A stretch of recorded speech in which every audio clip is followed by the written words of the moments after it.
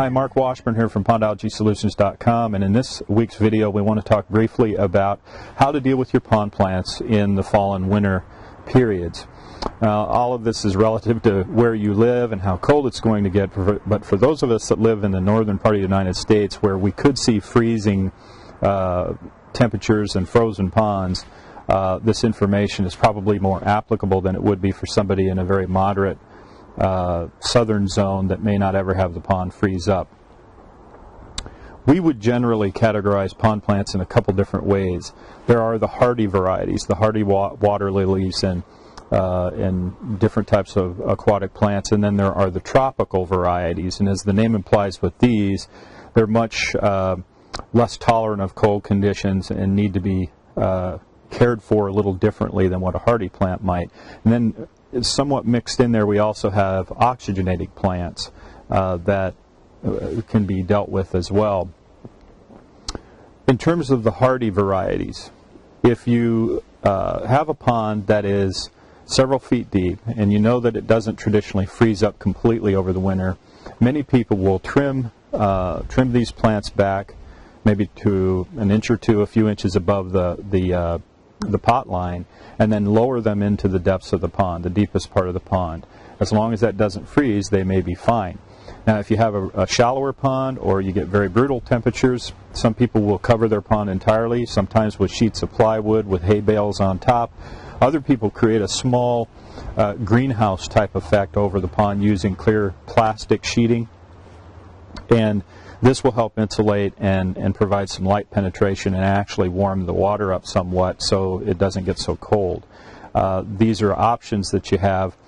You could also bring these indoors if it does get brutally cold and you don't think that you have the shallow conditions. And hardy plants are relatively easy to take care of. You want to keep them somewhat warm, but they can handle a lot of conditions. Once they start turning brown is the time to trim them and get them out of the pond. Again, in all cases, you don't want dead foliage, dead leaves, decaying organic material in the pond in any way, shape, or form, so you want to minimize that. But it's easy enough to do. As soon as they turn brown, trim them back, lower them into the pond, and you're good to go. Now, in terms of the tropical water lilies and varieties, and some oxygenating plants would fall into this too, things like water hyacinth and water lettuce. These kind of things need warmer temperatures to make it. Generally speaking, the only option you have is to either treat them, well, there's several options. Treat them as an annual. They're going to come and go depending on the conditions. You can move them indoors also in a pinch, and if that's what you prefer to do. Some people actually have placed these plants in aquariums or in large containers and buckets and things like that and done fine as long as the temperature is kept generally above 50 degrees. Now with your water hyacinth and water lettuce, those need even warmer temperatures. Some people actually have put them in their aquariums and had great success with them.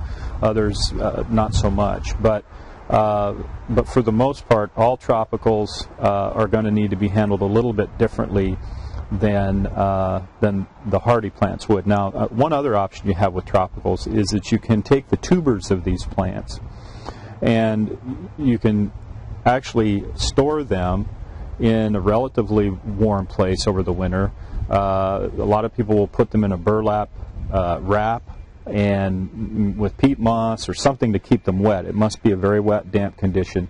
Store them in a warm place and then bring them out in the spring and get them going again, and that's a viable option to renew some of your tropical plants without having to go out and get more of them. It's definitely worth a try to do that.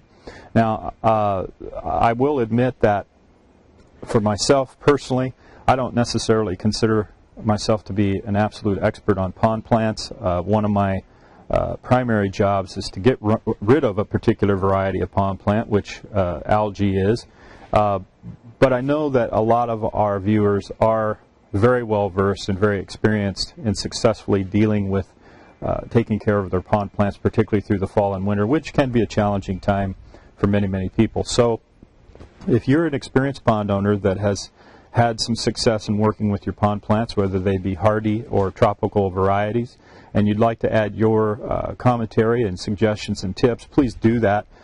Somewhere below this video, you will see a comment box where you can add your 2 cents, and we certainly appreciate it. All of your commentary on this site, pondalgasolutions.com/blog, is where you'll find this video.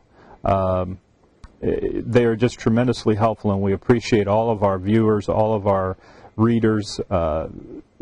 We couldn't do this site without you, and you add so much value when you post your helpful tips, so we appreciate that very much.